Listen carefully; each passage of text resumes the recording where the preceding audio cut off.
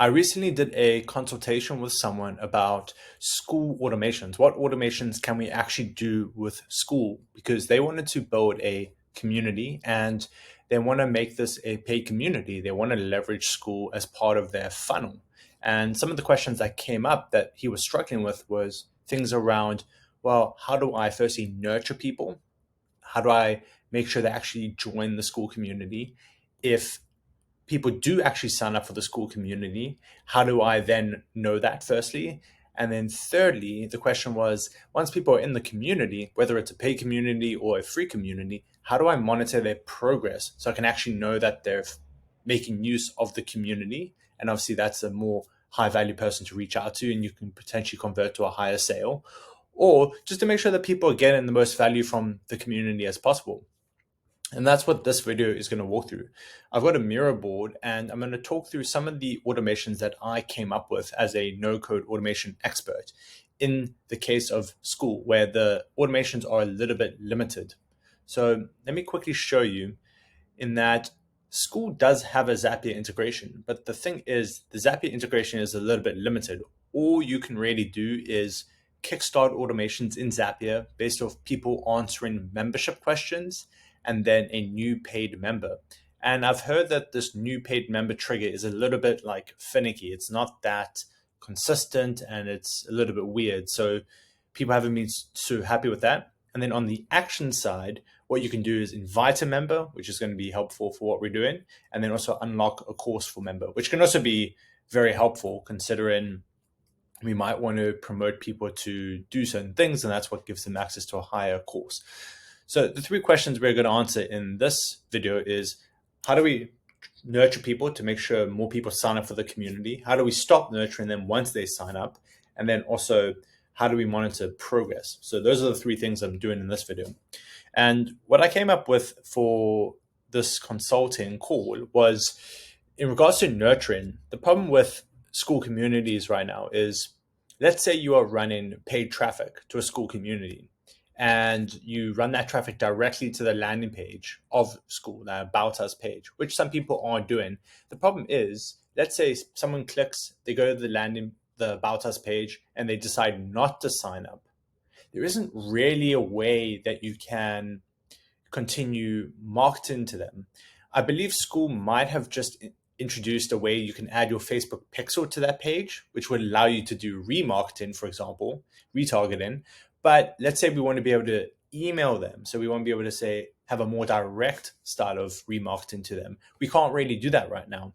And the solution I came up with that in this case is, well, we want to actually drive the traffic to a proper landing page. So an actual opt-in page. So you can see here, whether we're running paid ads or you just have your school community linked in your profile, in your bio, whatever it is, wherever you're generating your traffic, you would drive them to a landing page which has the promise of, as any other landing page or any other promise or offer of, why do they want to sign up for this community? It's a free course that's going to help them achieve X, or it's a free community that's going to help them get some certain goal, and inside that community they get access to all these things. So we can have that all on the landing page, and you can capture their name and email. And when they first opt in, now they're in the actual community. Now we've actually got their details and we can remarket to them. So that fill out the sign up form, we tag them as they've shown interest in the community, and then we can nurture them with emails. We can send them case studies of results you've gone for people or people in the community. You can keep them updated with what's happening in the community, things like that. And after they fill out the sign-up form, what you can do is you can either redirect them to the actual landing page of the school community, or on that page, or what we can do is we can leverage the Zapier invite member method, as I just mentioned over here, that invite member action. So when they opt in, you capture the details in Zapier and you invite them. And now the beautiful thing is, you know that you've got their details, so you can directly market to them. And then you've also invited them in one fell swoop. Now the question is, okay, we want to stop nurturing them if they actually do sign up. And as we were saying, the issue right now is these triggers for new signups and things are a little bit not that effective, unfortunately. So what I thought would be a really good approach, and what I have seen work, is we use the membership questions. So you can add the membership questions on Skool saying, it's a little bit repetitive, but you could have it pop up when they want to sign up, and it says, what's your name? What's your goal? For example, like what are you trying to achieve out of the community? So it also serves a little bit as market research. And you can just ask them again. You can say, just so we're sure that we have your details correct and can send you a whole bunch of free resources, make sure you get access fine. What's your email address? So what's your best email address? And we'll send you another freebie or another bonus or whatever it is. You just need to incentivize them some way to give their email address again. And then once we have that, then we can catch their membership questions in Zapier, and we can add another tag in our marketing tool, whether it's ConvertKit or ActiveCampaign, saying signed up, and then we can remove them from the nurturing sequence. Hopefully that's making sense. The alternative, so you can see I said membership questions. Another approach, which I thought was pretty cool and we mapped out, and again, you can try whichever you feel is best for your community, is you can use the auto DM feature. So once someone signs up to the community, you can set up that auto DM that says, hey, welcome to the community. Love to hear more about you, like what's your goal type of thing. So you could do that. And what you could do in that is you could maybe send a survey of some sort saying, hey, for every new member, we love to learn more about what you're trying to achieve and make sure that we develop proper content and all that type of stuff that's going to help you. Can you just fill out this quick survey? And again, you can just ask them their name and their email again, and then the rest of the questions you want. Obviously, the problem about that is potentially people just don't fill it out. So maybe a bit of a conversion issue there, and then they just keep getting nurtured. So these are all trade-offs of different approaches. And then another thing I just realized, which is kind of in the same vein of this, is we can have a pinned post. So I've seen people do that very often of pinned post plus ask to complete survey. So a lot of communities I've seen have a pinned post at the top that says all new members read this, do this thing, do that thing, do that thing. And then you could say step 4 or whatever, step 3 is fill out this quick survey so we know exactly what you're trying to achieve and we can help you fulfill that. So you could do that. And again, when they submit that form, whether it's Google Forms or Jotform, you grab their details in Zapier and you tag them in your mailing tool, and then you remove them from the nurturing sequences. So we're also starting to then understand what our conversion rates are like from opt-in page, cool, they filled it in, to actually sign up for the community, and then also converting to your higher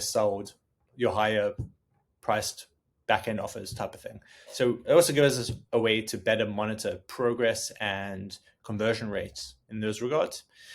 And then another approach, which is semi-automated, I spoke about this because this is the thing with automation is we can't always fully automate everything. And sometimes you don't even want to, especially customer-facing things. You don't always want to fully automate those. So we can always find a middle ground of semi-automated. And this is where I was talking with the person who paid me for the consult.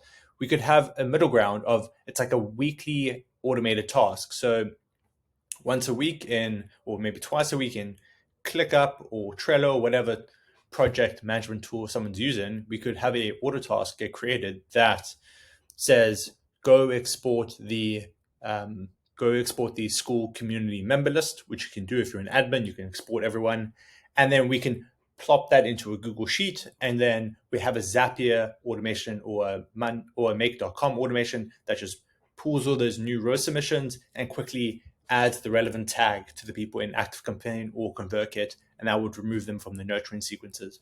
So these are all different variations of things that we can do. Because here, bulk import, tag as well. This was custom in his case because it was going to be a paid community.